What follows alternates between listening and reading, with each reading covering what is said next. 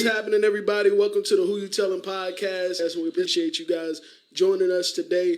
Today we have two very special guests in the house with us. Very appreciate special. you. Yeah, very special, man. I appreciate you guys coming through. Hey, yeah, I had to cut it off. What the hell?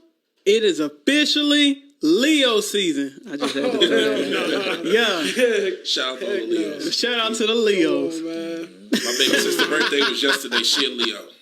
Yeah. Leo's You running lucky his things. daughter is a Leo. He just saved you. He just saved you. Because I'm telling you. Yeah, I've been planning that too. I said I'm gonna get E because I'm a Leo. My baby brother a Leo though. Y'all sweet. Oh, Will a y'all Leo? cool. Yeah. Okay. Yeah. Big old soft little teddy bears and stuff, man. For real. But shout out to the Leos. Nonetheless, shout out to our guest today. To my left, I have my homeboy, my dog, Damir.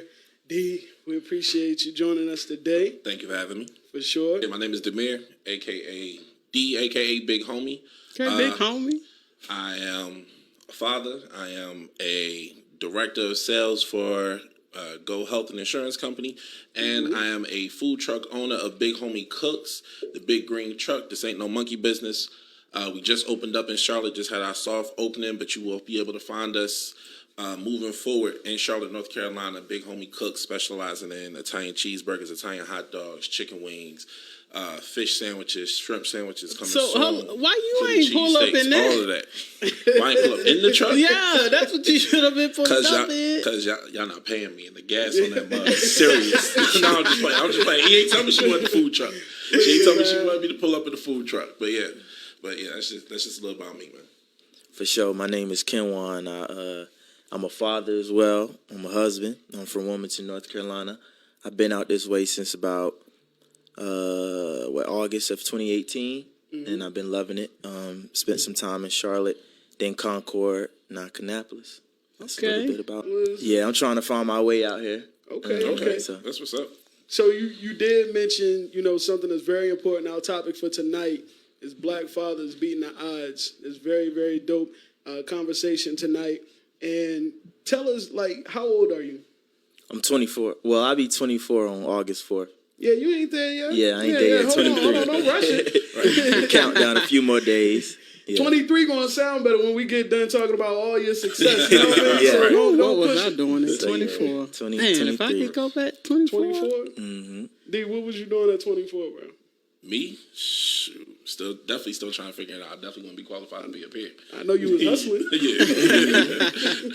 I know you was I've been some doing that type of since I hustle. was 4. But Yeah. But yeah, nah. Shoot. What was I doing at 24? Yeah, I really was just really trying to figure my way. I think I just started getting into insurance. At different capacities, doing life insurance. No, actually, I was doing benefit claims. Okay. Things like that. So I started my call center journey. Yeah. Around that time. Call center journeys. Yeah.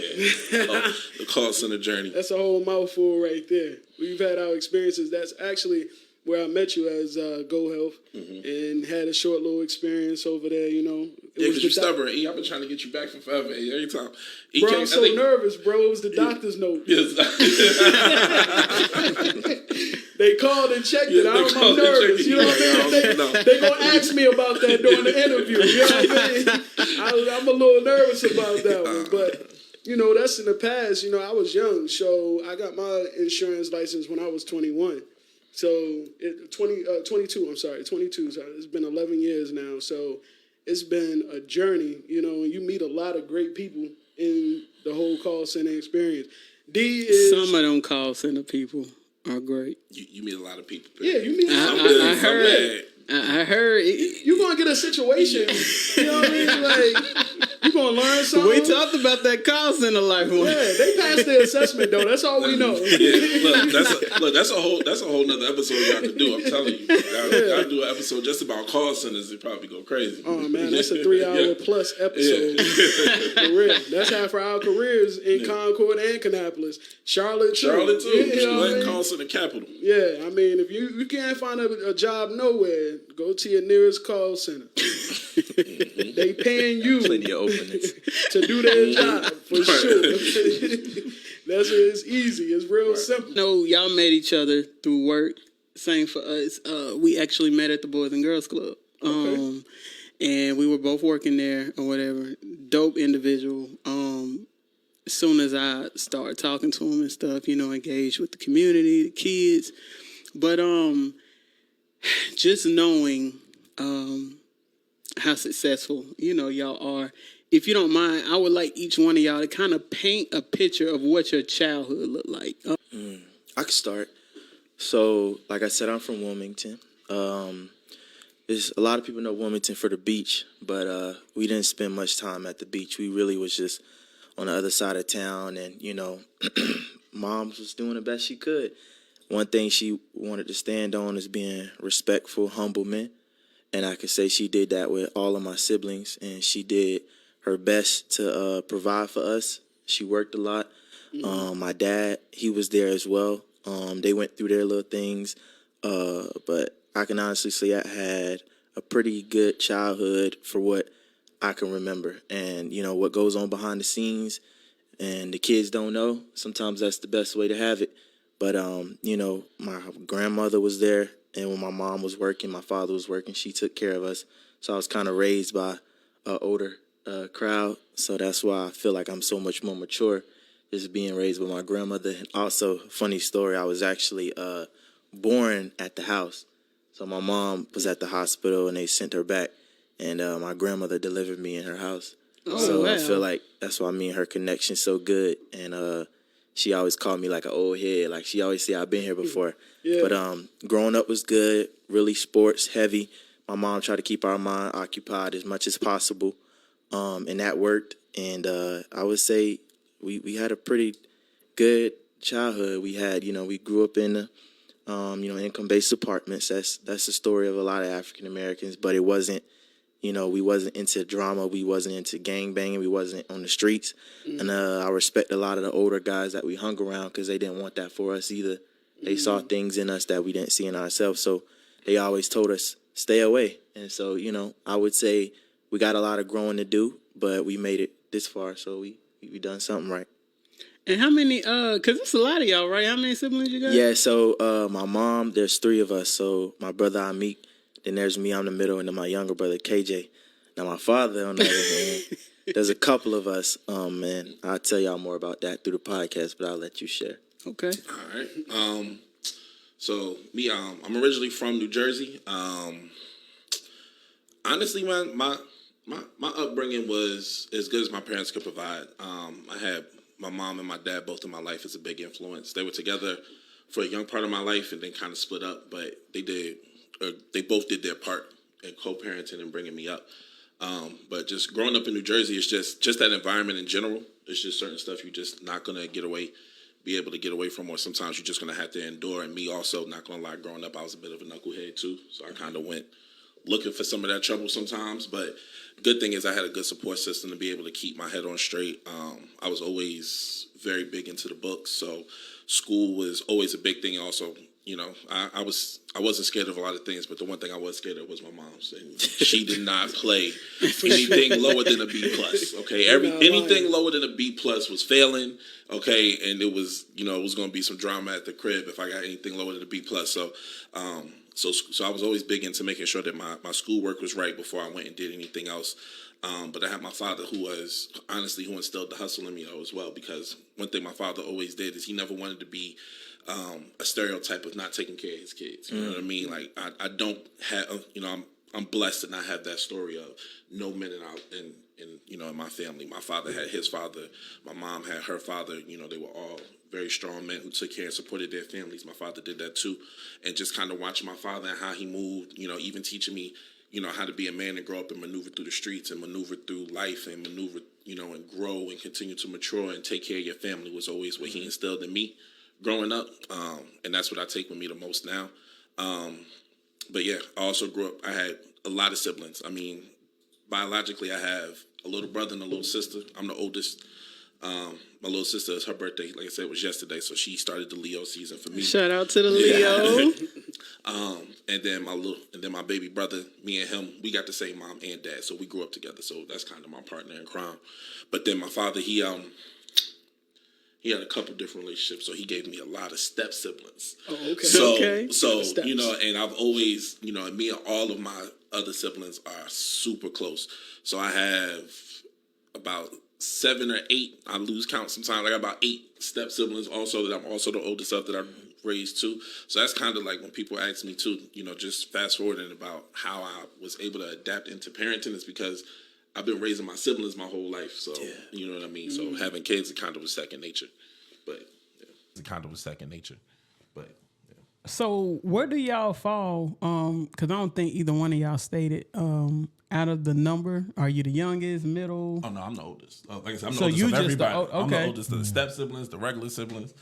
Everybody. Yeah. And what about you, Ken? Top dog. I'm in the middle for my mom, and then for my dad, I'm in the lower half. Okay. Dang, the Lord.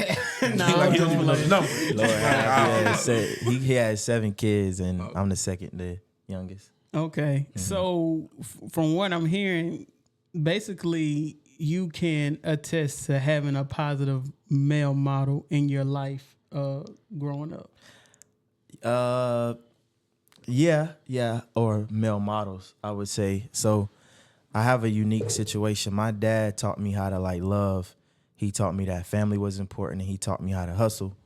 Now like being a man and doing certain things, I found that from other coaches and mentors and things like that, how to handle and take care of business. But every time I call my dad, I hang up, he say, "Daddy, love you." And he say things like that make me feel comfortable. If anything happened, I can call him. He say, "It's gonna work out. It's gonna be okay. You got it." You know what I'm saying? So That's dope. I always seen that side of him. So when you talk about being comforting and having that support system, my dad is that 100%. I love my dad for that. Now, when it comes to taking care of business and, just different things that I want for myself, holding a job and being there for my family and stuff, I might get that from other people, mentors, people from my church, people who I look up to. But my dad is a really good dad to me.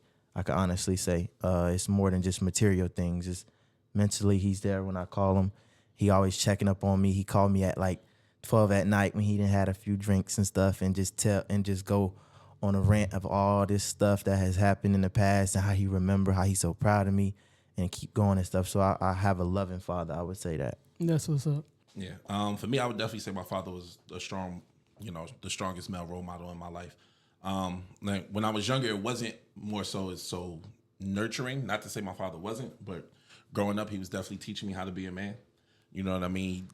It was more so, learning how to be tough, learning how to be strong to deal with the environment that we were in. Because, like I said, just growing up where I grew up, you couldn't be soft. You grew, being too soft, you could end up being a target, and that's not what he wanted for me, and not what I wanted for myself. But I knew that was just his way of preparing me for the world, right? That was always my father's thing, preparing me for the world and preparing me how to go out and get what it was that I wanted and needed, and showing me the importance of, being a man of your word, being a man of, responsibility and taking care of what you have to take care of. For anything that my father ever went through, people always assumed the worst of my father and what he was going to do. And he always did the opposite of that, and being able to take care of his responsibilities and take care of his family and, and handling business. And that's what I learned from him. And then now that I'm grown, being his oldest child too, now it's more of the nurturing side of things as well. Though too, now me and my father are best friends. So now me and my father will call and we'll talk about anything and everything. You know what I mean? He lets me know all the time he's proud of me and how I've grown. He loves what I've grown into. You know what I mean? And me being able to now appreciate even some of the things that I didn't appreciate as much when I was younger, I'm able to see now, being in his shoes. You know what I mean? Being a father and raising a family. And we say I love you 100 times. It's funny, people laugh because we'll get off. It'll take us a whole 2 minutes to get off the phone because we'll say, "I love you," and be like, "Love you too." And then somebody will say something else, and before the last thing that we always have to say before we get off the phone, is "I love you." So we might say that. We might say it 5 times because if we say it and then starts talking about something else, "I love you" is coming again from both of us. You know what I mean? That's my guy. You know what I mean? And the important. He's always been big on the importance of family and. Us, his kids. It's funny because I was literally about to ask y'all a question. I'm going to still ask it so you can think about it while I'm getting ready to say what I'm saying. So I was going to ask you, so what is a man? Everybody has their own definitions of what a man should look like.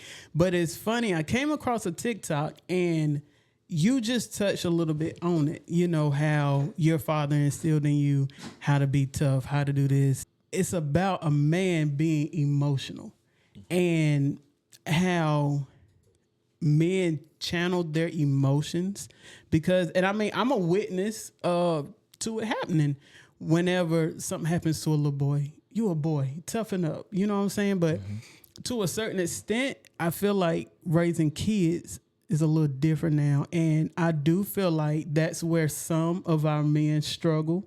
But what I've witnessed, them not knowing how to control their emotions, and they feel like they have to channel everything because they're a man. So I want to ask your definition of what a man should look like. So my definition of a man and kind of what I feel like what a man generally is to me is to be a protector and to be a provider. Right? Now, being a protector and being a provider looks different in different aspects, though. Right? It's not just the general sense of I'm providing food and then I'm only protecting you from, physical harm. Right? Protection also means protecting emotions. Me, as far as my emotions, I will say, don't get me wrong, I still have some of those struggles as a man where sometimes I am a little closed off and it's harder for me to express. But I do also feel like I have a lot of sisters and I had a lot of women in my life also growing up. Right. So my father wasn't my only influence. You know what I mean? So my emotional intelligence generally, honestly, is higher than most men because I had a lot of female cousins. I had a lot of sisters. I had a lot of aunts. All of my grandmothers were in my life. You know what I mean? I was blessed to have that. So I had a lot of female influence that helped me kind of do that. And then even now to this day, I have 2 daughters. I don't have any boys. I'm in a house full of women. So I definitely have to know how to be able to, deal with emotions because I can't, because I'm not going to be the same on them with, not allowing them to be able to show emotion and cry. I had to be able to talk to them and talk them through their emotions. And also try to help them control their emotions. You know what I mean? Because sometimes we let emotions get the best of us. And some people also, when it comes to little girls, let that emotion get the best of them just because they're little girls. And it's like, no, that's kind of what starts to create bad habits as well. Like, show them how to control their emotions. Teach them what their emotions are, what they mean, where they come from, and how to actually show that and how to express yourself too through your emotions. You know what I mean? So that's just something that I learned, like I said, through dealing with all the different women I had in my life growing up as well, and being able to protect all of their feelings because regardless of how big I was, if I pissed off all the women and they jumped on me, I was going to lose, okay? It wasn't enough of us to take them all on. So I definitely had to still learn how to be consider women's feelings and learn how to be able to deal with the more emotional side of things growing up too. So I kind of had that advantage because I had so many women also play a major part in my life. Okay, great. I think a man is a person who hold down the fort, protects his family, and provide. Kind of really similar to what he said. But speaking more on that protection thing, really like everybody always talk about physical protection, get behind me if it go down, I got you. But like protection is also like not letting your family into environments that gonna cause harm to them or might expose them to something that you don't agree with or you believe in. But also like really being a provider. So like, more than financially as well. Like I got to provide you with energy. I got to provide you with motivation. I got to provide y'all with love. So those 2 words have a lot of meaning to them. And so you just kind of got to dig below the surface to really figure out what it is to be a man. And I feel like there's no stopping point to being a man. You can always grow in every aspect. And so I also give credit to the women in my life, like my moms and my aunts and stuff. My family was full of women. And if you sit around and listen, you will know what not to do as a man. I'll tell you that quick. Mm-hmm. But one thing that my mom did for us is she taught us how to be a man and at least hold down our responsibility. So I was just telling somebody this the other day, like even when we got to the age where we wanted to start going to parties and stuff and we wanted to come in the house and we tired and we laying across that bed, she coming in there tapping you, take them clothes off, clean, get yourself ready. You want to go out and party, you could take an extra 30 minutes to go take a shower, clean yourself up. So make up that bed before you do anything, wash your clothes, do everything on Sunday before you go out this house. We had responsibilities, we had jobs, we had chores, and it was like that work ethic was built kind of coming from a female. And so like my dad weighed in helping me become a man as well, but you can't forget the female who contribute to you growing as well, because they can at least tell you what not to do. They can't tell you how to be a man, but they can tell you what not to do, what to stay away from, how to support a female in time of need. And I let you go first because I had a mouthful, but I'm gonna say one more thing and then I'm gonna wrap it up. But honestly, I don't think I became a man until I had my first daughter. Okay. And I got 3 now, so it's just a learning experience. Beautiful family too. Beautiful family. So I'm in the house with 4 women, and so my dad had 7 kids, 6 boys, one female. So I grew up around males, and when my daughter was born, I just felt like we didn't have a connection at all because I was just so like teaching her how to be tough and not catering to her, not loving on her, not hugging on her. She fall, I look at her like, come on, you got to get back up, instead of just going there, picking her up and helping her. And I felt like my wife she helped me through that process, because she looked at me one day and said, listen, you can't, she's never going to want to be under you acting like that. And I'm like, what you mean? She got to be tough, man, this world, da-da-da. And I'm going on doing all that. She said, I hear that, but that's not going to work. So I can hear that. Like, I've never really like been around her, but the few times I witnessed her, I feel like she got that on play mentality. Yeah, that's one of my life coaches. So she helps me, and I'm like, now with my youngest daughter, I'm all in her face, I'm hugging on her, and I feel like they're more receptive to what I have to say, because it's not always drill sergeant mode, it's more like, and if I am frustrated, I can have a conversation like, Ava, I'm frustrated because you did not do what I asked you to do. Can you please do what I asked you to do? And she'll do it.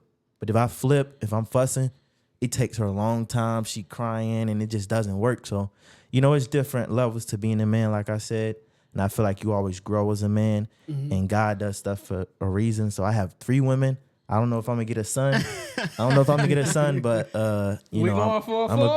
be a girl dad for a while. Okay. And it's so, you know what? One thing that you mentioned in terms of little girls, because I was a daddy's girl. Like, my daddy couldn't do any wrong. Even when I knew he was doing wrong, I'm just like, man, you was not right for that. You know what I mean? Like, you know what I mean? Give him grace. You know what I mean? Like, so it's just so different when it's coming, that toughness is coming from your dad. From our mom, it was just like, I expect for her to be thug. You know what I mean? Like, I'm good on that. But when it came down to my dad, I'm just like, really? I'm looking at him like those puppy dog eyes, like, you really gonna do me like that?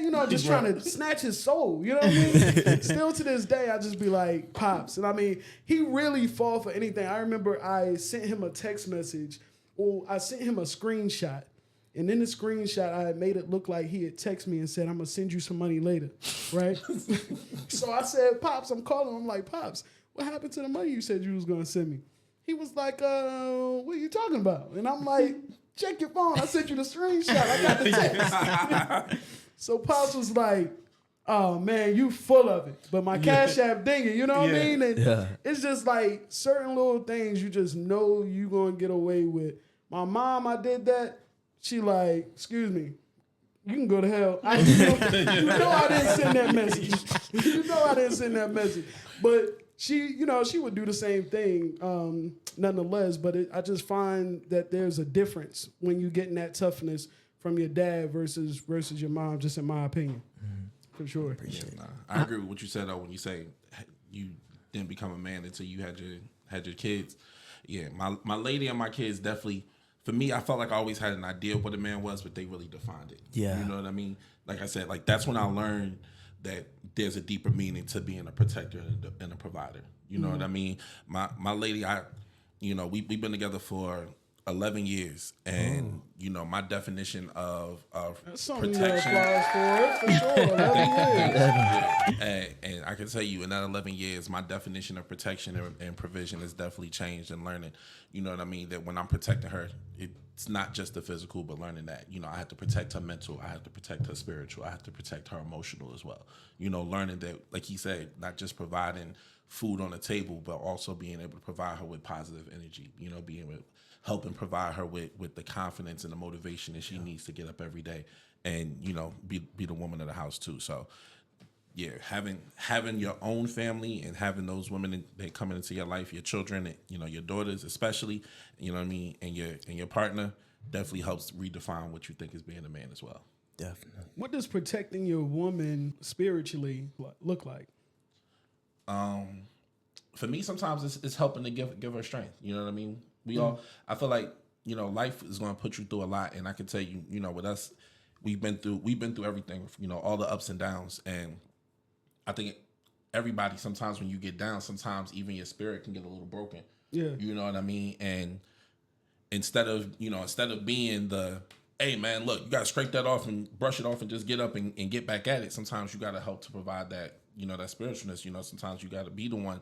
Even, you know, we're not big church goers, me and her. You know what I mean? We grew up in the church, but you know what I mean, we're not that family that gets up and go to church every Sunday or things like that. But when I know we're going through something, I may be like, you know what, let's go to church. You know what I mean? I may make that suggestion like, hey, let's go ahead and let's go to church. Or I may put on church, you know, live on Sunday. You know what I mean? Even so she can catch that. Send her some videos, send her scripture. You know what I mean? Tell her like we need to pray more. You know what I mean? That's how I try, at least for me. That's how I help try to provide that. You know what I mean? And sometimes she'll get back into that, and that'll help give her the faith that can only come from God. Absolutely. What about you? Definitely knowing that the strength comes from God, like not from me. I don't care how big, tall, strong I look. It's not from me. And so my wife come from like a church background. Like her grandmother and her mom kept her in church on Sundays, and so she already had that background when we met, and I had that same background growing up. But it's just something about when she see me pray or when she see me sing, it like gives her strength. And so it's like she's gonna do it regardless. You know, a lot of the guys kind of tag along with the female in most situations that I see. But like when I take charge and when I lead, or when I grab her and I say, let's pray, or when I tell her like, you know, this is a lot for us, let's just take a moment to process this and pray. That is like a whole nother level. That takes it to a whole nother level, because she see like me putting down my armor. Like I know I'm not strong enough to handle this. So I got to call on somebody who can. And so when she sees that, it's like she all for it and she down, and you know, she down for the ride anyway. But you know, whenever like tough times get the rough, you know what I'm saying? She really, and I do my due diligence and I pray and I do whatever we need to do, and she follows. I'll tell you this though, when I moved here in 2018 and we started going to college, because we're from Wilmington together. We started dating in 2015, and we moved to UNC Charlotte. First semester in college, she got pregnant with my oldest daughter. I mean, we had nothing, no transportation back home for holidays, like no anything. And so I didn't know how we was gonna make it. I really didn't, but I knew that I wanted us to graduate because we wanted to break that generational curse, and I wanted to be out the city long enough to learn and experience new things. So I didn't want to move back, you know, go to UNCW and things like that. So we made an agreement that we was going to stay and we was going to stick it out, and we ended up finding a church home.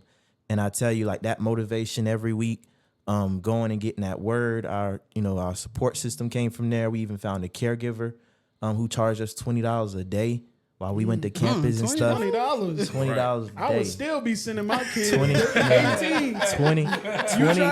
a day.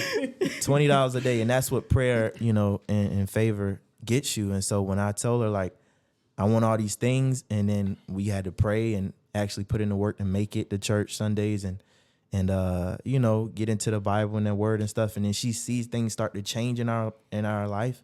That's when she's able to follow me, you know, without a doubt. Like she's willing to follow whatever I have to say, because she know that it's not me leading. It's whatever I'm receiving from him is telling me what to do for my family. That's what's up. Wow, what a testimony. So, D, how old were you when you moved here? I moved here in 2000. Well, I moved to North Carolina in 2008. I went to Shaw University, and then I did 1 year at Shaw University. Ooh, and then you I old. moved to... Hold on, you went to college in 2008? Jeez. Ain't you the Oh, same go age? ahead. I'm Ain't we sorry. the same age? I could have sworn we the same age, G. Hold on. Yeah. You're And right. trying You're to right. slide one in Oh, there. okay. Oh, Trying to okay. slide one And then in in there. two, and Y'all old. then in 2009, I moved to Charlotte and went to UNCC and actually graduated from UNCC too. Okay. So I've been in Charlotte since 2000. Hey, I didn't even know that. That's why I said, hey, I wasn't saying A to you having a baby your freshman year. I was saying A to UNCC, by the way. You might go back and listen to it. It sound like that. Nah, I would say, because I'm a Niner too.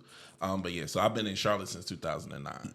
Tell me, what kept you out of that street life? Has it ever been brought to you and you kind of curved it?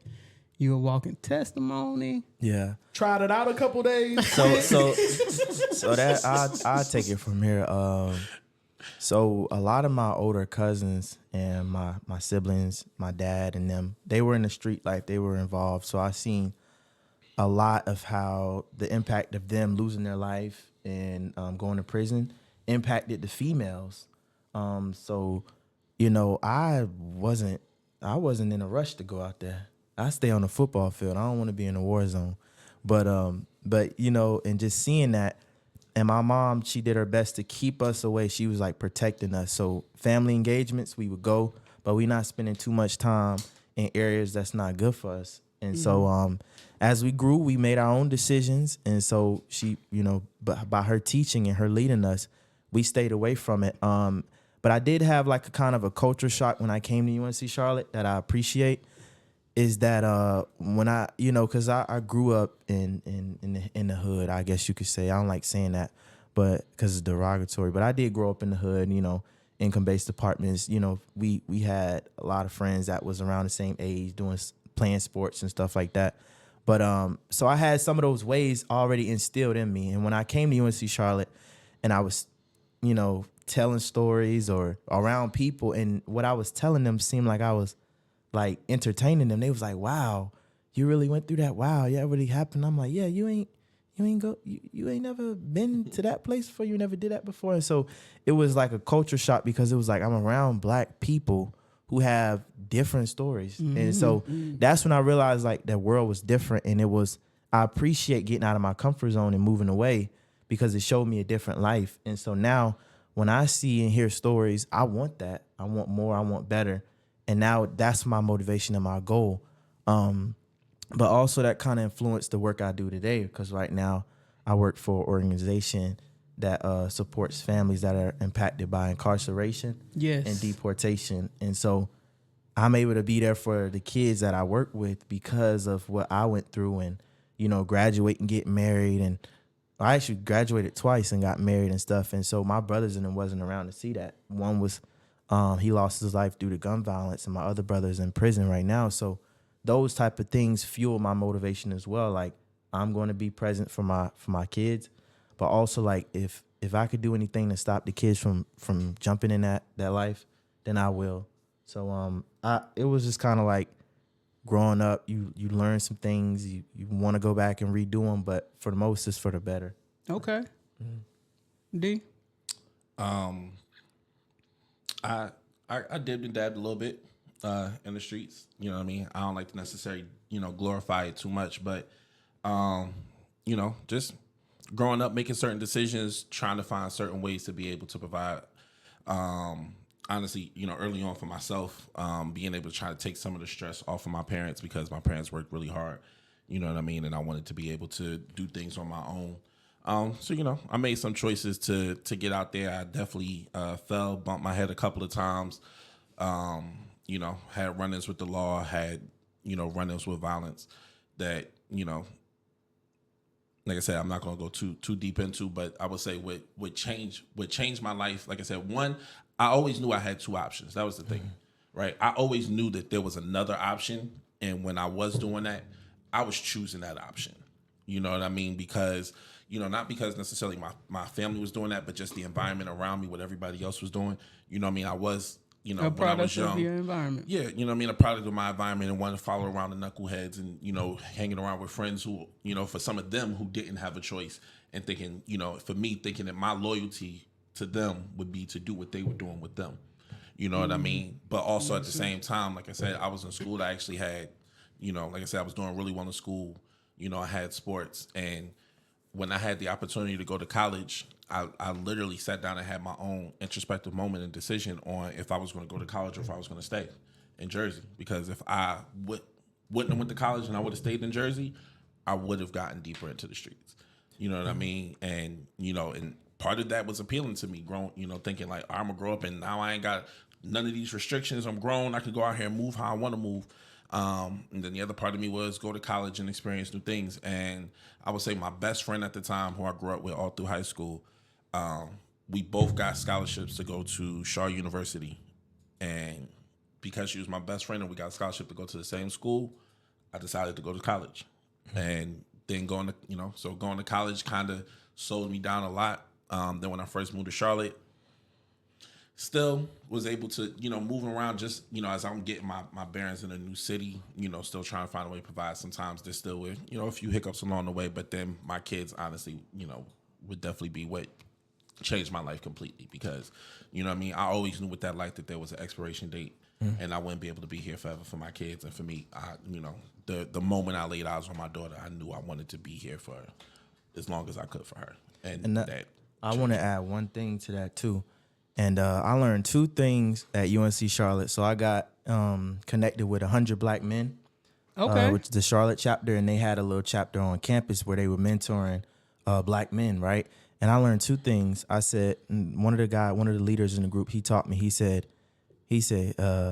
gangsters don't graduate college, for one. And so he said the second thing he told me was the street cred means nothing in the workforce. So those two things stuck out to me because growing up, like everybody wanted to be the most popular in their city, make music, sell drugs, make money, have women, and then you move away and that means nothing to nobody here. They don't listen to their songs. They don't even know who some of these people are. And so the street cred, it has no value. You can't cash that in nowhere other than where you live. And so I want something that I can cash in like at any time, like my work ethic, my grind, my hustle, whatever I, grow and develop as I get older. I want to be able to cash that in one day for my children. So that's what I learned in those two groups. And I was like, well, I know what I'm doing. Yeah, absolutely. He was clowning me because I've been talking about this episode probably before it was coming up. Before we had you booked. Before she sent the message. Before you were confirmed. He's showing out now. This episode really means a lot because I feel like these are the things that the world needs to see. You can see two dudes in a bar fighting. It's going to go viral. Somebody cussing somebody out. Somebody done pulled a gun out. But to hear positive things coming from our Black men and just listening to you articulate your words, like everything don't need to be negative, and you never know who you're being who you're giving words of wisdom to. Your testimony will go a lot further than what you will ever know, and we need to get things like this into the world. So I've been super excited about this episode. Don't do it. Please don't do it. She got them dang on grills in again. She can't talk with them grills in, believe me. I'm going to tell you, I sold probably about 2 apes one time. And it's not the life for me. It's not the life. No. First play went straight. Everything was perfect. The second one, they I got $25 and some change. $9. I'm like, dog, this ain't even me. I got $25 in cash and $9 worth of change. Pennies, nickels, dimes, quarters. I said, boy, I better, continue to apply for jobs. We're going back to the call center. Going back to the call center. Yep, sure are. But yeah, it is remarkable to sit down with Black men and give them their flowers because, first of all, from our standpoint, as two Black gay women, a lot of times we feel like, and we could be wrong, just judging a situation, but it's not common that we usually run into men who, one, are sure of themselves, can be cool as a fan, with us and our lifestyle that we have. Ain't no competition, you guys, and still give you your flowers. Just to hear you guys, the mindset that you guys carry, you can tell two very, very sure men about themselves, very sure about themselves, and understand the logic, of what we live in today's world. As men, we have expectations. That's why I don't even dare call myself a man, because those expectations y'all have, Baby, first date, I want somebody to pay. You know what I mean? Like, it's just like, you know what I mean? I'm gonna leave that to y'all. You know, they be at the house like, baby, we need to paint. Yeah. We need to move it. Move what? Let me call my brother. Let me call a real man, brother. They think that we just so masculine. You know what I mean? They be ready to call us bruh, man, all this, and we might say it to each other amongst each other. But trust me, when my brother come over here and trash need to be taken out. Right. You know what I mean? I'm like, bro, you the man of the house. Right. I mean, what's going on? When you come in here, you the man. Exactly. I have to share this story. We went to Vibe one night. Vibes one night off Dale Earnhardt. Here she go. He checked my ID. He's like, all right. He opened the door. You can go in. Open her door and everything. Y'all pay attention to the details. It was his turn to go in. He started patting her down. I mean, pat all in. Violation. She's looking at him like Violation. I'm like, sir, you go any further. Okay. I mean, huh? Never lost him. Yeah. I was like, come on, man. And that's what I be thinking most of the time. I'm going to let them go ahead because I might do tomorrow. You know what I mean? Shock everybody. I'm like, bro, I know for a fact I ain't patting no woman down. Yeah. Yeah, you did. You mentioned the first time, you know, just having a kid. Both of you guys talked about that. I want to know when you finally had to make that decision to step away from some things you knew no longer served you any good. What was that experience like losing people? I would say it wasn't really hard because you can weave out who not there for you. And so when I was sharing, you know, my life situation and what I was gonna have to do and stuff, and those who supported me stayed. I didn't have to run nobody away or cut nobody off. It just happened. It happened naturally. And so even the people who I sent the podcast out today, some of my boys and stuff back at home and that I met on campus in college, like I still stay in touch with them. They was in my wedding. And all types of things. So and you had a nice, I ain't mean to cut you off. Y'all had a bad wedding. Yeah, appreciate it. It was nice. It was. Hey, look on me like, that was a girly baby. Yeah. I can't help it. But it was a really nice, that was a nice wedding. Yeah, I hope y'all felt the love because we felt the love too. And like I said, I really didn't have to do much. It just kind of happened. So if we couldn't align or you didn't agree with what I agree with, we just kind of, I didn't have to send no texts or block or nothing. It just happened naturally. And a lot of the times people stayed because they probably was genuine from the start. Tell your story because that was... And then, and I'm going to say this too. I'm just in, so I'm not going to say it's all sweet. I'm just getting into it. So, for me, God did most of the heavy lifting. I say that, you know what I mean? Because one of the things that I learned that used to be, you know, I felt like was one of my strongest attributes now getting older is I'm loyal to a fault. So for me, it's hard letting people go. You know what I mean? Even when I would be making changes in my life, thinking like, all right, I'm gonna move here. I want to take everybody with me. You know what I mean? If I think I'm doing, I want to take everybody with me, or I feel like I can still try to be, you know, I can still be this person while still growing into somebody else, and you can't do that. And like I said, God will go ahead, and when he's trying to move you in a certain direction, he will definitely move those people out of your life. And then on top of that, then my lady, that's her job too. Okay, yeah. You know Erica, all right? Between God and Erica, everybody who need to get moved out end up getting moved out. You know what I mean? Because she also will be the one to sit back. Like she'll sit back and she'll watch certain situations and scenarios, and she'll be the one telling me like, you need to let that person go. You need to let that person. And for me, I'm like, nah, it's hard. And then, but just with her pointing it out, and then God moving the way he moved, that's really what kind of moved people out the way for me. Because for me, like I said, I'm extremely loyal. Like I meet you, I rock with you, I vibe, I feel something genuine in you. At any point, I feel like we could be friends for life. Yeah. And then, unfortunately, though, in life, not everybody can go everywhere. Right. You know what I mean? So we literally just talked about this morning. Because I'm kind of in a phase like that where some people have been cut, and not even intentionally. It's just happening, and I believe everything happens for a reason. I don't believe in coincidences, but another thing is I'm learning to master detachment, and that doesn't necessarily mean it's a bad thing. everyone who comes into your life is for a reason or a season.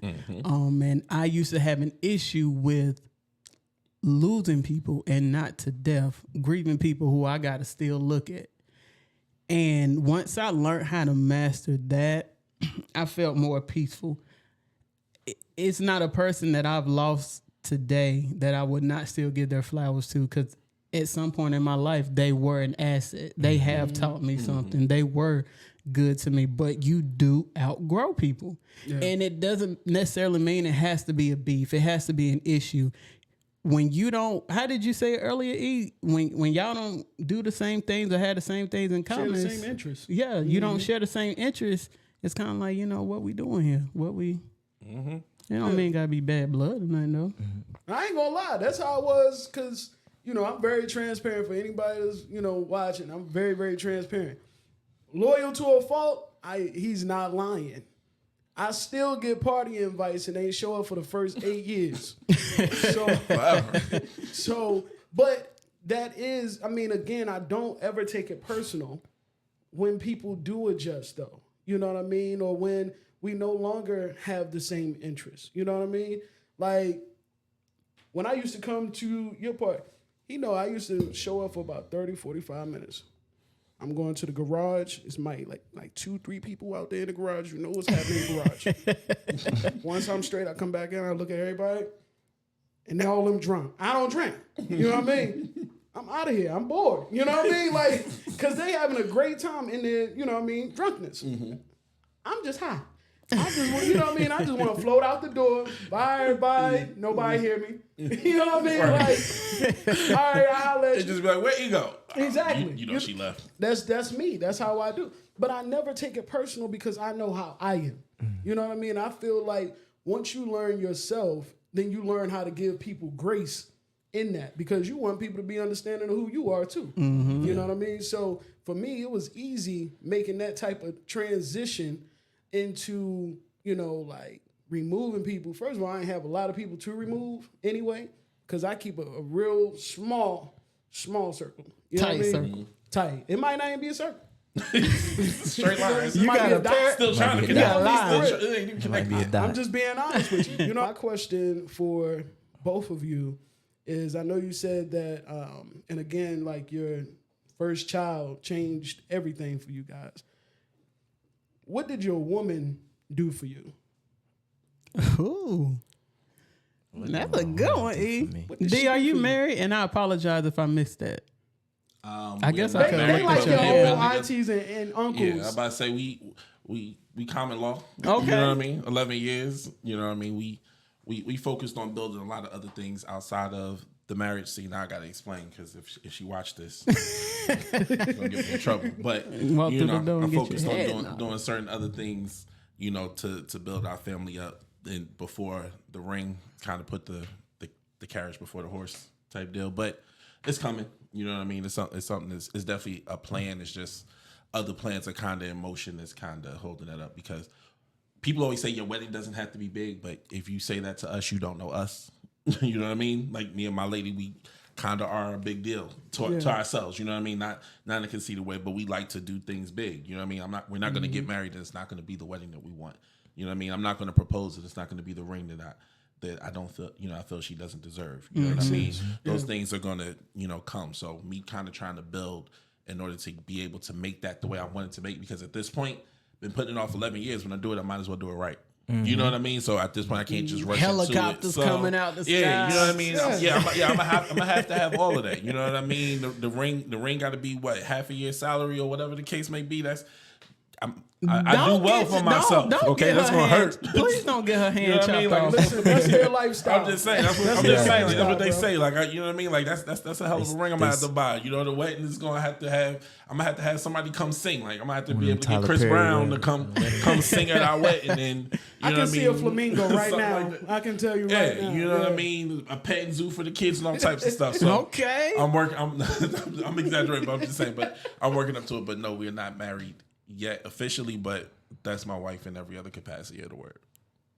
That was beautiful. Yeah, well said. Now I like Thank that. you. That's what I told my wife. I said, if we gonna do it, we gonna do it well. And she was cool with, like like going to the church and stuff. And she was like, I really want to get us in the house. And so my pastor was like, you know, I see where y'all headed, but you got to put a ring on it before you get the house. You know, he said, you know, I would feel more comfortable with y'all doing that. And he has led us this far. So I said, I'm going to follow him. But the question was, what have your wife done for you? Mm-hmm. So we started dating in 2015. And throughout our different years, we've changed. Like we was kiddie. And then, you know, now we adulting. Then we was becoming parents, but we were still single. Now we becoming married and we trying to get careers and graduates and stuff. So I feel like one thing that has remained consistent, though, is her overwhelming level of support for anything I do. Like, she is my biggest fan, and she's a cheerleader. So I could come to her really excited about an idea. She with it. And then the next week I'd be like, that's not going to work. She'd be like, what happened? Like, we could do this, or that was a good idea. You still could do it. You can go. And so, like, she has always seen a lot in me. She's seen the man in me before. Like I said, I became a man. She's seen a professional in me, the student in me. I had some challenges in college, and she was right there. Like, she was like, we made it this far. We moved here for this. You're not going to quit. You're not going to give up. And we end up graduating together, walked across the stage together. But one thing that remained consistent is, like, her support. And I really wanted to honor her by putting a ring on her finger because of the relationship she's had with males in the past, and also with family dynamic. You know, different male figures may have let her down in the past, and I was letting her down sometimes too. And I was like, that was my vow to myself, that when I do this, I'm not going to let you down. I might, you know, have shortcomings, and I might not be able to, you know, do everything, but I'm not going to let you down. I'm going to be by your side. So it was more of like a stepping stone for me, that, like, I have something that I got to work towards every day I wake up, but also letting her know, like, you can kind of relax a little bit, because this is where I'm going to be. You who I'm with, you know what I'm saying? This is ordained. Like, we going to make this happen. And so I can remember when you were going to propose, because we was talking, just sharing stuff, and I was showing you, like, how I be doing the room decorations. You was like, dang, I wish I had, you know, met you before you had all that planned. But like I say, it's just a beautiful thing to just witness the growth, because you gonna be 24, right? yeah. And y'all got 3 kids. Mm-hmm. Bad. No, I'm just playing. Both of y'all got a college degree. And if I'm not mistaken, she going to school for her master's, right? She got her master's. She got... Yo, hit that like, button for me right quick. Hit that button for wifey. Like, she got her master's degree, and I'm gonna say this, and I mean this in the best way possible, because we wasn't able to really celebrate, but in May she got her master's degree. Now, when she started her master's degree, we had 1 child. When she finished, we had 3. dang, So what a journey. She even had one of her professors say, didn't you just have a baby in the program? And so the fact that she did not quit and did not give up, she made it happen. She graduated. She got her a great job working at a university as a clinical coordinator for a nursing school. And she handling her business. It gets tough at times, but she built for it. But shout out to her, because she don't even know that she inspiring our kids, and she inspires me every day. So that's I love beautiful. you, wifey. That's she don't have a beautiful. Facebook, but She gonna watching on yours. Yeah. I think she is. So yeah, shout out to her. I seen your name in the comment. She gonna probably jump in there. Yo, that's so beautiful. Like, at a young age, because I was always a lover. Like, it was never, you know, a hard idea or, you know, unreasonable idea to just see myself with one person. You know what I mean? But at that age, you know what I mean? Sometimes that whole idea of that being realistic, by that age, it was shot. It was just like, man, that's not realistic, man. That's not real. I'm inspired. You know what I mean? Even at 33 years old, you 23, you know, that's inspiring. But it's that's the thing, though. When I baby, there you go. But it's like, just when you don't really have an example in that realm of marriage. We got examples of hard workers and other things. I don't want to discredit our upbringing, but marriage was one of those hard examples to pull from in school, because a lot of our family didn't get higher education. So those two things brought the most challenges for us because we didn't have anyone to call on. But when we were able to achieve and kind of break the barriers and kind of, fight through the adversity, it's almost like this was worth it. I want more. So when she got her degree, she was so happy that my daughter was able to see her walk across stage. She was like, I'm going back for another one. And now she like, I'm going to take a break, but I think I want to be called Dr. Watkins one day. Okay. So it's like, it's just different. Like, it's like once you get a little bit of something, you just want more. And it's like a healthy motivation. Like, you're not addicted to anything. But it's just like you want it so bad. It's an addiction, but it's a good one. It's an addiction to success. It's That's healthy, what it is. And then things you never seen before, doors you never opened before, and it's things that we still want out of life. But at least, when you see a little bit, come to fruition, it's like, I want to, if I push this limit, if I push this button a little harder, how far will it take me, until you fail and then you still come back and try it again. So it's just I use that analogy with the gym. You go to the gym. Nobody wants to go to the gym and work. Like I don't see why people do that. But the fact that you get to see the results on yourself, it's like, I got a 6-pack. Let me get an 8-pack. Lord, I just need to see the results. I lost 1 pound. Let me lose 5 or something. When I You just see want to that keep first going. one, It's over. it's a wrap. I'm going to work on 2. It's over. Yeah. 3. With anything, in life. So, if you don't mind me asking, who are role models to y'all? So I'm gonna take this one, but first let me go back and answer the last question because What did your woman do for you? what my lady gives me she opened my eyes to the growing up that I needed to do.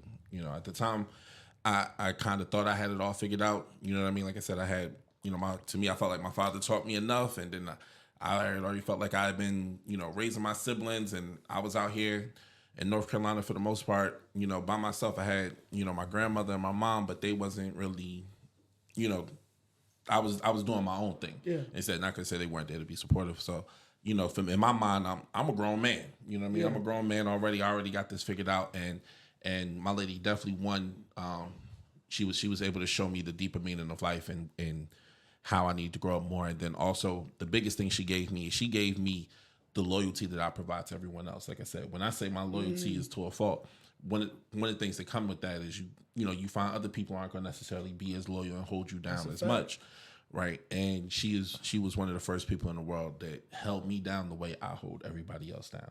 You know what I mean? She's my support system. She's the person who's been there, through it all. You know what I mean? You see me and you been hustling, like, yeah, because I try to put on like this, but sometimes I've definitely been through some real low, rough times, and at those times she was one of those few people who was there for me outside of family, who stood by my side, was loyal to me, held me down, supported me, helped pick me back up. And I know that she's one of the few people in the world that don't love me for the hustle, the grind, the money, the any of that. She really loves me for me. So that type of love and support too is what my lady gives me. Shout out to Future. Get her. Yeah, there we go. So yeah, you had a great question, but we haven't had a chance to ask each other a question. So I'm gonna ask you this. Okay, Leo, you see that's that Leo mentality. We take charge. But I really want to answer the one you had. But for you, man, I've heard a lot of times, like behind every successful man is a supportive woman. So do you feel like how far you have made it is because of the support of having a successful lady or Absolutely. a supportive lady, excuse me? Absolutely. I mean, because one, she keeps my head on straight and she keeps me focused. I mean, waking up next to her every day, you know what I mean, gives me makes me motivated to be able to want to continue to provide for her and make her proud. Like I said, being that she's seen me at my lowest of lows and been there to support me through that. And, and even, just to be honest, even with some of the things that I've put her through in the past, you know what I mean? Wanting to be able to make up for that and appreciating her sticking with me through all those things that I've gone through, whether it's things in life that have put me down that she was still standing by my side for, or me just doing, not doing what I was supposed to do and she having every right to leave me and not doing it and still being there to support me even after those things constantly makes me grind to want to provide her with everything in the world that I feel like she deserves. She's definitely my biggest motivation, you know, her and my kids combined, you know, but it's like, it's equal. I can't say like, oh, my kids are more, like they're about equal motivation. I'm as motivated to give her everything that she wants and deserves in life, just as much as my kids. Facts. That's it. Yeah. I believe Good it. question. I believe it. I just want to hear it. Yeah. Somebody else. And then to answer our question, my role models, I mean, my father is my biggest role. Are you talking about any role models? Yeah, any role model. Yeah, any role model. Right now, for me, my father has always been one of my biggest role models. You know what I mean? But I already kind of spoke about, you know, my dad. Like I said, to this day, like I said, still my best friend. My best friend, Ashley, who I went to school with, her dad was a big motivator in my life because he also was a dad of 6 girls. That's all he had. So when me and his daughter became best friends, I was like his first son. You know what I mean? So he definitely put his arm over me. He's somebody who took me to church when I wasn't going to church. He, you know, when I was in school, being that I was the first to go to school, you know, not just my parents, but my parents didn't know how to prepare me to go to college out of state because they didn't do it. You know, but him having 6 girls beforehand who had all been, you know what I mean? He came down there, helped get me right, told me the things I needed to do with it being my first time out of state and on my own. And then even to this day, still continuing, you know, because he's a little bit older than my father, but still getting up every day to provide, take care of his family. He's definitely one of my motivators. And then my business partner, who is also my brother-in-law, B. You met him on the food truck. Yeah. He's one of my biggest role models right now because he helped reintroduce me into putting God first. You know what I mean? He is a man who definitely walks by faith, not by sight. And if you ever meet this man, you'll feel the presence just in him. You know what I mean? And he's somebody who I genuinely say always is striving to do the right thing, always striving to do, you know, what he feels God has put him on the path to do. When we have conversations, he has no problem or hesitation in saying, I'm telling you this because God told me to say this. You know, I'm doing this because God put me on this path. And if you listen to God and you truly devote yourself to God, then God will provide for you what you need. You know what I mean? And walking in those lessons of what he says and watching him do it has, you know, I definitely have, you know, regained some of that faith and learning, you know, back in the day, doing the right thing didn't seem like it had as many advantages. But now it definitely see like doing the right thing. One, not only do you feel good, but you feel closer to God, and then you also feel those blessings from God. And now I give all the praise and glory to God to everything that happens, whereas before it used to be a little more selfish, but now the blessings are, you know, the cup is running over because of him. You know what I mean? I'm not hitting those stopping points and those glass ceilings that I was hitting before when I was trying to do it all on my own and trying to take all the credit myself. And like I said, he's one of those, he's a mentor who taught me that.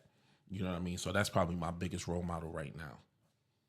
I focus on his age, but you as well. I mean, 34, just turned 34.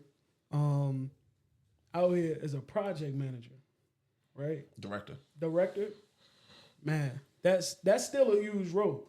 You know, that's still a really huge role in a call center, you know, because we go in a lot of times, these call centers, we see all the workers look like us, you know what I mean?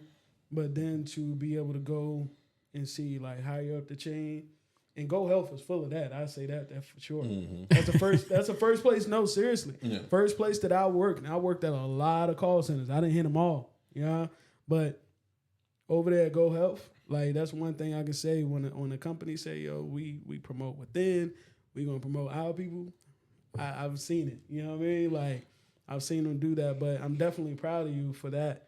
Mm-hmm. And on top of that, just continuously reaching the food truck. You know what I mean? Like going to new heights, and is not just enough. You know what I mean? Like, all right, I got that out of the way. Let me see what's next. You know what I mean? That's a beautiful thing to be able to do. Appreciate you. For sure. What encourages you, other than your kids and your wife, as a black man, what encourages you out here in this world, other than them? Other than them, I'm really competitive, and I don't want to fit no type of stereotype. So anything that got a label on it, I'm trying to break the label. I don't want to be anything. Whatever you thought, this is not what it is. So I just do whatever I feel like I want to do, and that kind of sounds bad, but like if I don't agree with it, I'm not doing it. But if I feel like this is gonna promote me and this is gonna, put me in a great position, but also like I like proving people wrong too. So, having a kid young and being African American and this and that and all these statistics, I wanted to stay with my family. I didn't want to separate. I wanted to get married. I wanted to graduate college. I wanted to do all these things that the stereotypes say that I wouldn't or shouldn't do. And so, honestly, those type of things fuel me. And I have these conversations with my wife often. But like, just the stuff of like her walking in the store and people looking at her ring finger or seeing me with kids and praising me. But when she in the store with kids, they like, oh, you got your hands full. And so those type of stereotypes that others have of us, I'm always trying to like break them. Yeah. Like, so whatever you thought before you met me, I'm gonna make you rethink that. So that's kind of one of the things that fuels me outside of, my loved ones. I like Well, that. I have like, I promise you, I got like a ton of role models because I'm willing to sit and listen to anybody. But I would say the ones close to me, my dad definitely, for helping me learn how to love and how to be a man. My mom just constantly pouring in me, and being there and just teaching me how to be a gentleman, manners that teaching me these soft skills that get me in doors that other people don't get in because they don't have those skills. And then, lastly, my brother, like from the style, the swag, just the toughness. Like my brother is nowadays they call him a dog. My brother is a dog, and he's a hustler. He's a grinder. He listens to me when I need anything. He put me on game. I told him the other day, I said, I want to go in the gym. He sent me like a whole week about what to do when I get in the gym. That's the type of stuff he does. Yeah. And he like constantly wants to see me do well. And we're only like a year and some change apart, but he treat me like when he had to be dad, he was dad. He was taking me places he didn't want me to go. And he was teaching me the game. So sports, everything I've always played up because we was really close in age and my mom didn't want to have to go to separate games and stuff. So he was like, if you're going to play up with me, you got to be able to compete and you got to be able to hang. And so I was always ahead of the curve in everything because I just followed and did whatever he did.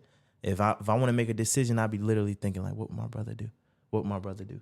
And so that's, I have other siblings that have poured into my life, but since we grew up in the same household and we close in age, I would say him most specific out of all of them. What you speaking on, brothers? I do want to take the time to shout out mine because my father, he passed away when I was 16 in the household active, but my brother definitely took on that role even before my daddy passed away. Like, with helping to raise me, I would not be near who I am without him, having him present, from the advice. The beautiful thing with us, we're 10 years apart, and even though he played like a parent role, it was also like a best friend too. So, being a girl, having an older brother, you can't do this or don't do that. He was the type, okay, this is A. If you do this, this is what can happen. This is B. You do this, this is what can happen. I'm going to support you, whatever decision you made, whatever we got to go through. I got to pick you up from downtown. I got you. But he will help me reason. And he's one of the reasons that I reason as good as I do today. So I just want to shout him out for that. Since we were talking about our fathers and stuff. I want to shout out my brother. Go ahead. This is the perfect time. Go ahead. Yeah, I'm going to say which one too, though. So definitely both of my brothers, but my oldest brother is kind of in that same light. Thank God I still have my father. But while we were in high school and things of that nature, he was in his life, right, out there in the world. So we didn't have too much of that still fatherly structure. You know what I mean? But my brother was everything growing up. I mean, just from permission to cuss for like 60 seconds. You know what I mean? And that's the challenge they're doing nowadays. Yeah, it's a challenge now. But my brother, I swear he started that. You can't even debate with me. You know what I mean? He just be like, Emma, like, you got 60 seconds. Just get it out. You want. But when it's done, it's done. Because I was potty mouth. I had a potty mouth growing up. So my brother, you know, really embodied that. And he has 5 children. So, yeah, I seen that breath. And like, yeah, it's a lot. But yeah, 5 kids. And he still, like I said, will get off of work, come pull up on me, ask me if I need anything. You know what I mean? Like, just there, you know? I love my dad. Like I said, daddy's girl. But it's different when, even in my masculine role, you have someone who can still hug you, can still say, I love you, sis. You know, not treating you like you the homeboy out there. You know what I mean? Just because of the clothes you wear or how you look or whatever the case may be. That softness is still needed. You know I love mean? what you just said, because my brother's like that too. Even if, like you say, trash, he going to do it. Or, you know, he's not going to allow me to do anything outside of a feminine role. And I think that takes a real man, like a real man. Like, seriously, I mean, and you've always given me that same respect as well. That's why, you know, I really appreciate you being a role in my life as a friend, because that is something that still, as women, we still look for, masculine or not. You know what I mean? Like, to be able to have those guys and that fatherly love. I mean, just a man in itself is a different type of experience when you meet a man. And comfortable enough to where they don't have to compete. Yeah. It's amazing how many men demasculate around us. We not trying to be y'all. Yeah, we, you know what I'm saying? What I have preferred to have been a man, absolutely. But it is what it is. I'm dealt the cards. I got to play. I'm not about to sit out here and try to be more of a man than you, because I'm not a man. I'm not. I help you move a couch, but you know what I'm saying? But I'm just saying, you know what I mean? It's just certain things. Like, the sweetest thing, and I'll move on to asking you guys questions, but as a man, we talk about being a man and just seeing men being vulnerable with their emotions. I never forget, like 2 or 3 years ago, my birthday, my brother bought me 3 cards. And I was like, I'm big on cards. I love cards. But he bought me 3 cards and addressed them to 3 of our relationships. Sister, you know, friend, and I forgot the last one. But I ain't gonna lie. I broke down in tears when he left. In tears, you know, just like, because you really have so many people who just expect, because of what you look like or whatever the case may be, or who you are or what you like, that you don't need this type of gentleness. But it was the most caring thing that I ever had. And he always get 1 card that says, I wish I could do more. That means he didn't put no money in it. And that's fine. And that's fine. But it's still the most caring thing that I've ever witnessed. And again, like, with that type of love around, I'm surprised I don't like men. You know what I mean, in that regard. But I'm telling you, it's an attractive feature to have as a man, to be able to tap into that vulnerable side and just let it out, because you know it exists. Yeah. You know what I mean? Like, that's a beautiful thing. And I think that's a good point too. And one moment I always think back to is, so my dad, he drinks a lot, right? So especially when he's in a good mood. So the night before my wedding, my dad, he likes to celebrate. I wrote him a nice letter. I read it in front of everybody. So he's just feeling good, right? And it was just time for us to leave the place we was, and he was just causing trouble and stuff. And I didn't want my new family, my new connections, and my new friends from college, and everybody who was coming to the wedding and stuff to see that, you know. And I'm like, Dad, Dad, come, you know, we here now. We in a whole new city. I'm about to get married. Like, I don't want to deal with that. And he goes off and he flipping and stuff. And so I'm stressed, and I'm like boohoo crying in the parking lot of the hotel, and my older brother, he just grabbed my head and put it on his chest, and I just let it out for like 10 seconds, like and I'm like really crying because I'm like, Dad, like this one time I need you to be here for me, or put your habits aside. You can't do that for me, and I felt like he was being selfish. And so I just cried for like 10 seconds, and my brother, and I got all my friends and all my homeboys around. And I'm like crying because I'm like, man, I put a lot of money, I put a lot of effort, a lot of planning. Like, don't do this. You know what I mean? Mm-hmm. And so shout out to my brother for that too. And when I was done, I wiped my face and I think I started laughing. Yeah. That was cool. Like he was right there. He wasn't like making me feel no way.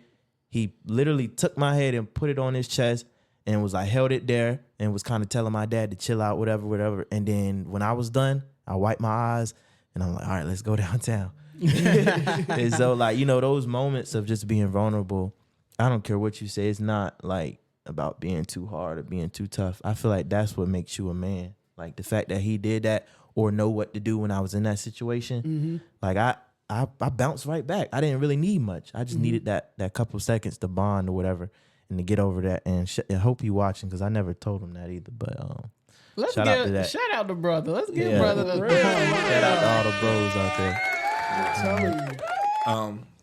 Also, too, I think that goes back to one of the first things we talked about when it talks about being a man and being a protector, right? Like I said, like protection, like I said, really growing up and becoming a man, you look at protection a different way, right? And for me, like, you know, even with our relationship or my relationship I have with anyone, I'm generally one of the biggest niggas I know in any of my circles. So for me, I always feel a need to protect the people around me. But it's not just protecting you like, oh, stand behind me if we get into a fight, but it's also just protecting you and your comfortability as well. You know what I mean? Like when I decided like you my people's, like we friends, it's like at that point it's like, okay, I know, you know, learning who you are, what you accept, who, you know, how you identify and all those different things, then for me as your friend, it's my job to protect that you're comfortable in a space around me. Right? Like to me, that's a part of what's in my responsibility as a friend, as a male friend, right? And as a protector, because I think that's just it's a natural thing for me to want to protect, right? Even like I say, even if it's not just protecting your physical, but protecting your comfortability, protecting your mental. You know what I mean? I think that's kind of what it is. Like, so even with your brother, you know, trying to protect you as his sister, like regardless of how anybody else may look at you, you still always gonna be my little sister, and it's always safe here with me any way you need me to be. You know what I mean? And I think, like I said, and that's a part of being a man. Also, too, I did want to go back because I felt bad too when I was naming my role models for some reason. We were sticking with men. No, you know why? Because the conversation has been so black male driven. Though I don't want to leave out though my aunt, my grandmother, and my mother though definitely as role models. They're definitely huge role models. My grandmother is the reason why I cook, why I have a food truck. My aunt is the reason why I was so great and invested in school, and then my mother just always motivated me to not give up and fail and be a quitter, and like Eminem said, make me lose yourself in the music the moment you own it. No, I'm just playing. But yeah, my mother, you know what I mean? So I definitely didn't want to leave them out though in role models because I think I was just so focused on thinking about the men and I left them out, and I felt like that was doing an injustice and them playing a part in my life. So let me ask you, how did you view yourself? And we've never asked any of our guests this. Like, what did you think when we approached you wanting to come on this specific episode? Did you start like evaluating yourself? Like, do I fit this? Like, what do I say? I'm conceited. I ain't even gonna lie. I can go ahead and jump in right now. I was like, they made a good choice. Okay. Hey, look, I'm not mad at it. I like to say I'm very self-aware. You know what I mean? And one thing I do, I'm proud of the fact that I'm a good father. I take care of my kids. I pride myself in that. I also pride myself in how far I've come. Being somebody that's been at the bottom and where I'm at now, even though I have much further to go, I can definitely sit back and accept and be happy in the fact in some of the successes I've had. So, you know, pound me on successful that. male fathers. I was like, yeah, y'all made a good choice. I ain't gonna lie. That's how I thought of it. I ain't gonna lie. When y'all approached me about it, I was like, because you had talked to me about it before. And season 1, I was on Kenjuan season 1. I don't know what episode it's gonna be. Before it was booked, before it was planned. before she confirmed. She had got with me about it, and I'm like, okay, cool, you know. And then when she had solidified a date and stuff, like, I want you on this, I said, all right, I'm gonna go rewatch all her other ones, and I'm gonna make this one the best one.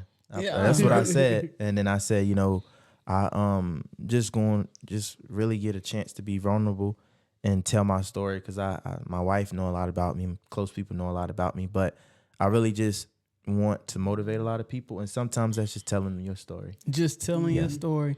And it's funny because we were texting yesterday, and what I learned is you had previously had an interview with the same title. Yes. Beating the Odds. So yes, in 2015, I got diagnosed with the heart disease. Very rare. It was called hypotropic cardiomyopathy.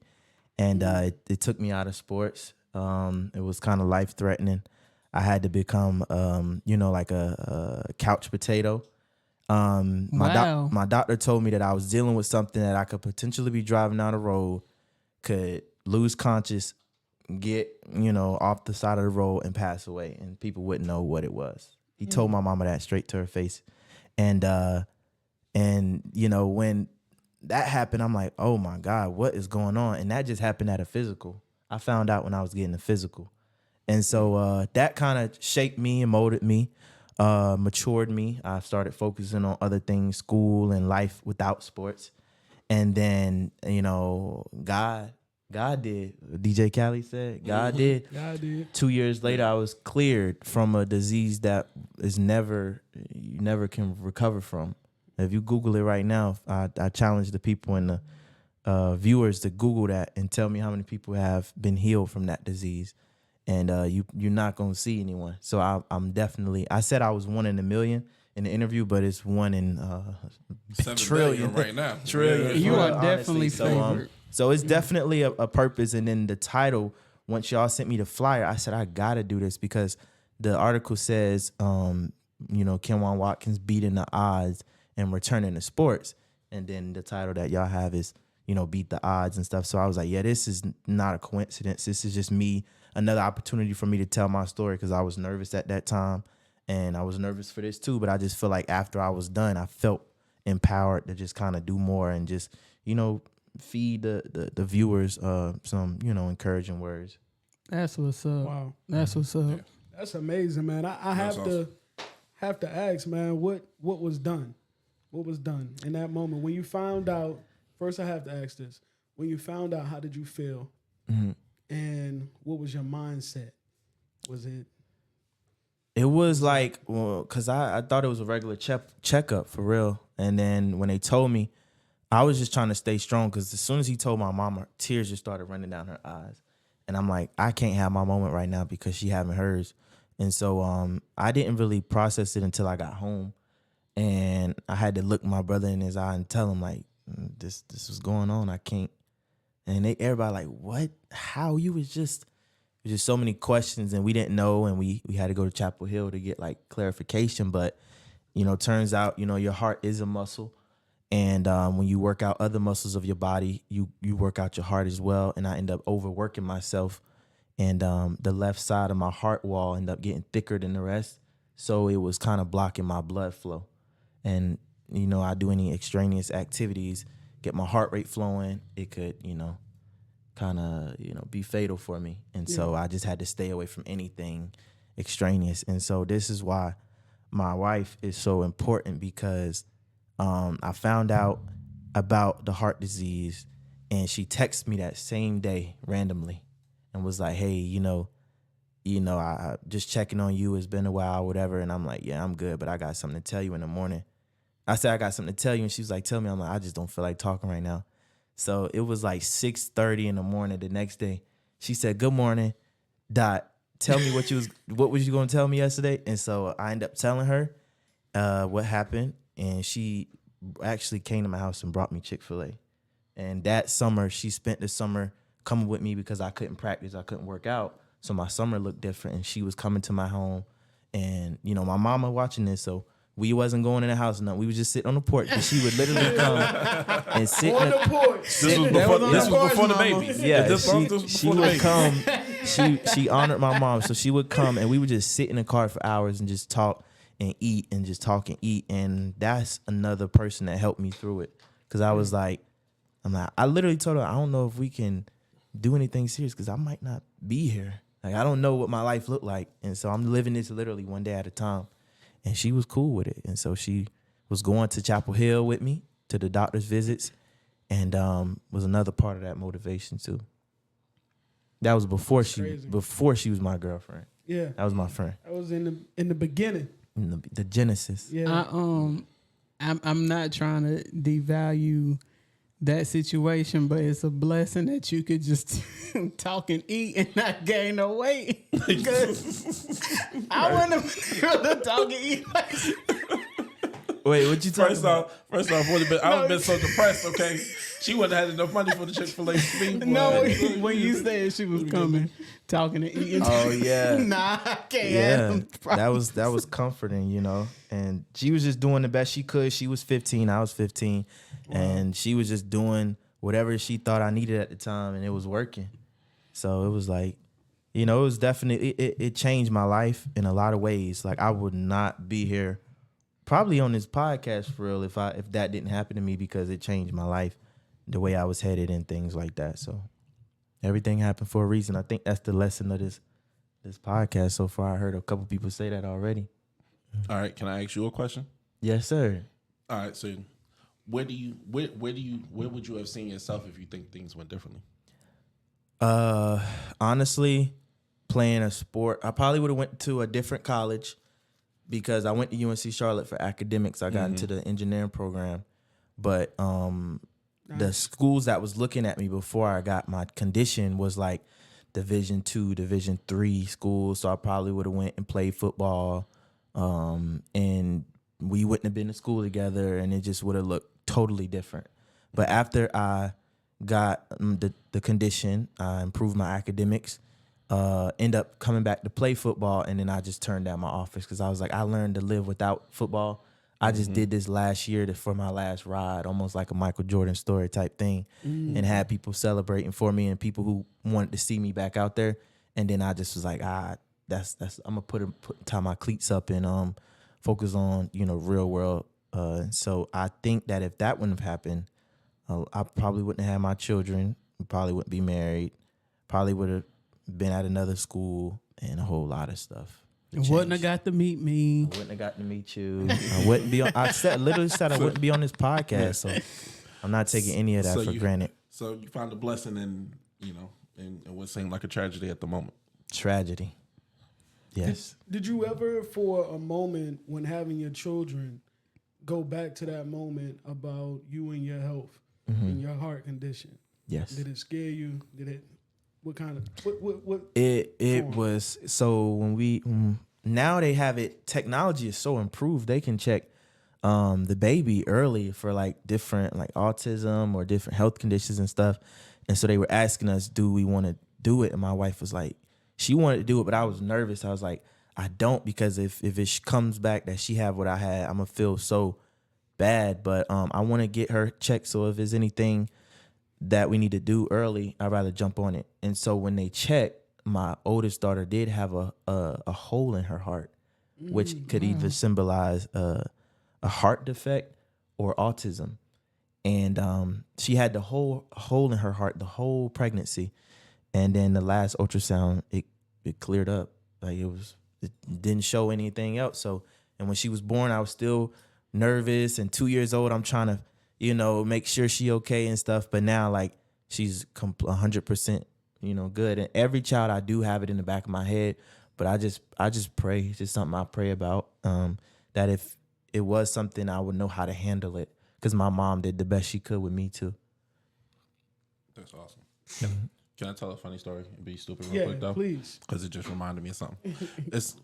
That kind of remind me because every time before I would have a kid, I would talk to my mom and I'd get real vulnerable with her and I would cry and be like, Ma, what if my baby gonna be ugly? Because I talk a lot of smack about people growing up, and they say when you talk about people, your kids come out ugly. So I kind of get that feeling just a little bit. You know what I mean? It's not as extreme, but like that kind of concern before having a kid. I kind of like I felt that just a little bit because I really did. Like my mom will tell you too. Like I'll call her on the phone. Like, what if my baby don't have no hair? You know what I mean? Girls, I call bald headed. Tell them that 9 months is a long time. Man, you think You be about like- a lot go through your head, man. A lot go through your head. Man. process. So but I say that like I said jokingly, but I definitely understand that. You know what I mean? And having that type of concern, you know, before having kids, that time is definitely scary, man. But like I said, yours turned into a blessing. Yeah, definitely. So appreciate that. You knew when you grew up, you know, and how you said you had to be tough, right? Today we live in a different world. Like, it's just different out there. I'm one of those people that I'd rather my son be left at home by himself than to go into certain crowded areas with him. Because he's just not going to be able to move as quick as I can. I know I'm big, but I can move, right? When especially when something Get going out on. of Dodge. What? Right. Yes, sir. So I run a 4 flat.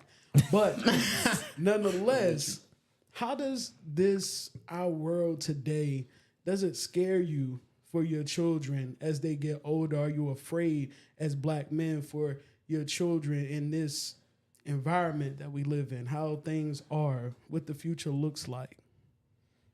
I'm petrified. With girls, I was about to say, even with Yeah, having me too. girls, and look what just happened yesterday. Like, Yeah. Yeah. I mean, I don't know if you want to elaborate because I'm sure you.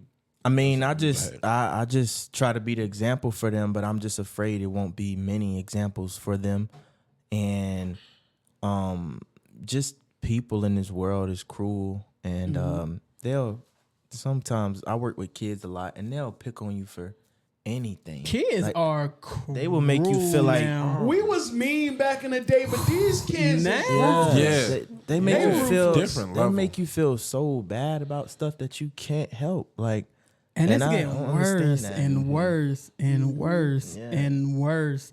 They talked about our generation. So now going to Jeremiah games, I'm talking about them kids. That MF, never that stupid. no respect. I'm like, y'all don't see all these older people sitting right here. And I just feel like my kids is gonna be so different because like I said, like my humbleness and my loyalty, my honor, my respect for my elders, and that's what got me this far. And so I'm trying to teach that to them. And I feel like a lot that's not there in a lot of kids. And I just don't want them to be like, I'm so different than them. Let me change. I just don't want that for them because I'm going to continue to teach them what I know. But that's what worries me is like, one, the men aspect. I don't know if it's going to be a lot of good people out there that's going to be good for them. And then also like them kind of getting influenced because they just feel like the eyeball are so different. If you don't mind me asking, how old are your daughters? I got a 5-year-old, 1-year-old, and then a 4-month-old. A 4-month-old slid her little self in there.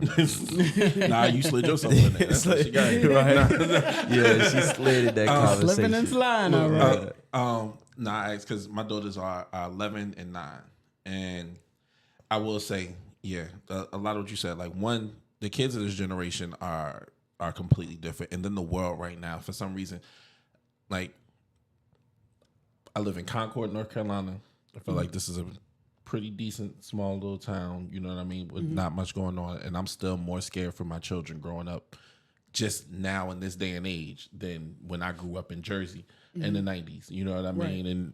And I saw some stuff just because the way this world is, and then also with the way the world doesn't even prepare our kids to handle with the way the world acts. With the way these things are. And it's hard, like you said, for one, considering, men or partners in general, because it ain't just men. Yeah. These women are a different breed. Yeah. Men are a different breed. You know what I mean? People don't know how to be in relationships and love People at all. Factory. People don't understand the genuineness of reality. You know what I mean? Everything is so superficial, and that's really hard. But I will say, with my kids getting older, and then I'm blessed to have a lot of older nieces and little sisters that are, that are just getting, they're getting to that age. And I'm not gonna lie, they give me faith that the world still has hope though. There's still some people out there, right? And and the thing about it is, we got to still prepare our kids to go through it, because as scared as I am for my kids to go through things, I know that there's no way I can ever stop them from going through it all. And one of the things that I used to do that I try not to do now is in hopes of trying to protect them and shield them from everything, not helping them be prepared to go through the things when they have to go through it. So that way they can make those proper decisions, because having a daughter that's going into middle school, like, I know that changes. Elementary school is kind of calm, but then middle school is when the ruckus starts. Yeah. You know what I mean? My daughter's super quiet, but what happens when things start to affect her, and then she decides she wants to try to fit in? You know what I mean? And she starts doing those things to fit in. Where's her moral compass going to be at that time? You know what I mean? Is she gonna still make the right decisions even when nobody's looking, and she feels she's getting a little better at being sneaky, even though she ain't? Yeah, But she gonna think she is. You know what I mean? You know, as she starts getting to a place where she starts considering any type of relationships, because in middle school is when you start having a little first boyfriend and girlfriend, whatever that looks like, what type of decision she's gonna make there. And it's just, it's definitely a matter of, it's hard trying to help navigate them to, even though those are choices you don't even want them to make. Think about, you still got to try to help them to be set up the best they can to make those decisions properly, because I learned being a motivation, and I feel blessed when my little sisters and my nieces say that they picked the men that they're with, and they found them some decent young men, because they like, it's important, like, you're gonna like them, to me, you're gonna like them. So that's why I have faith that he's a good guy. And luckily, they haven't brought too many knuckleheads past my door, and I hope that I can try to still impress the same thing on my daughters, to still try to do that and be still able to be strong, independent women and make smart decisions, because they're gonna have to go through those things whether we try to stop them or not, regardless of how scary this is. I got two black fathers, but not only that, two girl dads. Like, y'all are girl dads, true and true.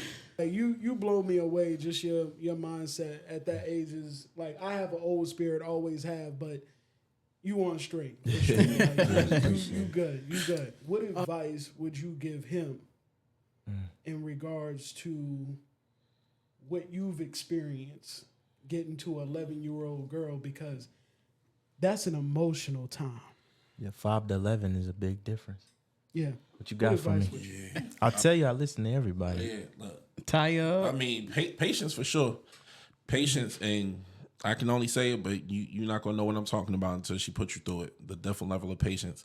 One of the things that I'm recently learning though, when it comes to my kids and when it comes to parenting though, is just remembering to give your kids the things that you needed growing up, and not just the things you wish you had. Oh, that was a say that one more time. That's gonna be a clip. Yeah. That was a good one. But yeah, trying to remember to give your kids the things that you needed growing up, and not just the things that you wish you had, right? Because that was always a big thing for me. It's just trying to spoil my daughters and give them everything I didn't have, and afford them these opportunities, and buy them a house and put them in the suburbs and make sure they can have all the freshest clothes they want with no worries, and get McDonald's whenever they want.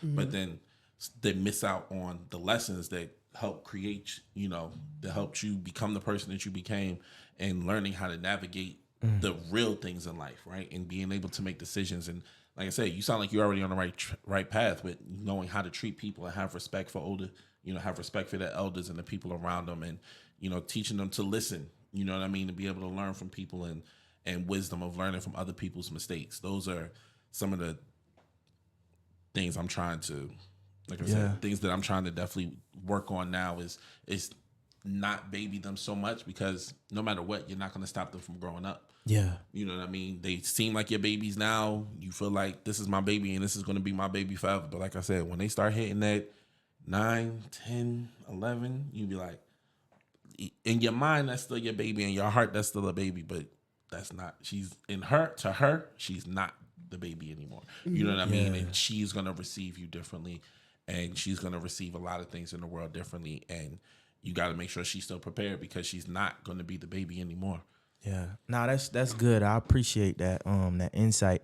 And when you were talking, it kind of made me think of one of my celebrity role models, like Deion Sanders. He has a couple children. He has 5 children, and he was talking about the lessons that he wanted to instill in his kids. Kind of what you was telling me. He was like, "Yeah, we had, I had money, and I worked really hard to get where I'm at, but I would take them back to where my upbringing, or take them back to the inner city so they can learn those lessons that may not show up when you in a multi-million-dollar house. You know what I'm saying? So that's what kind of made me, that's what I kind of connected that to, is the lessons that which are important. And I tell you this right now, being a program manager, I got an intern that feels like she doesn't have to speak when you come in the room. And so we literally had like this debate, because I'm like,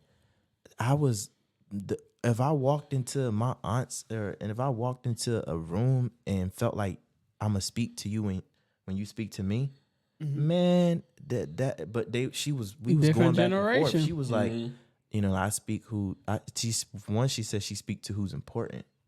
And then she was like, I speak to who speaks to me. And I'm like, you got it all wrong. This is different. And so those type of lessons, that like small things like speaking and acknowledging people and treating the janitor the same way you treat the principal, like those is things that I want my daughter to learn. Not necessarily like, okay, I wasn't able to get McDonald's except for a special occasion, so I'm gonna buy it for you 3 times a week. So and I was actually doing things like that, so I appreciate that for my future. If you don't mind, I'm gonna chime in. I don't have any girls, but working with kids for 10 years, I will say this from a different perspective.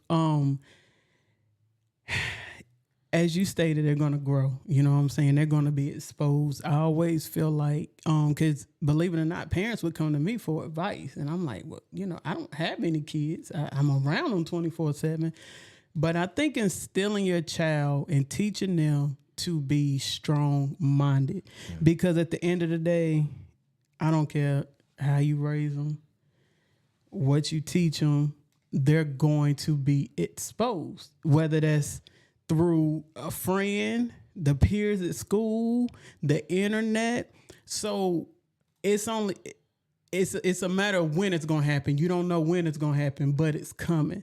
So you want to instill in them to be strong-minded, to not be followers, because it's going to happen, especially as they grow. You got school, then you got extracurricular activity, you got sports.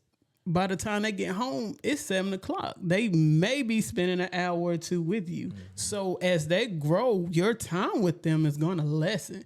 So it's just important to instill those independent traits, because it's going to happen. The world we live in is going to happen. So that they can make their own decision, and the right decision at that. And that's just, seeing kids, because I was one of those kids. I could mask it. I had every adult loving me. I knew how to turn it on and turn it off. Mom and daddy would have never known.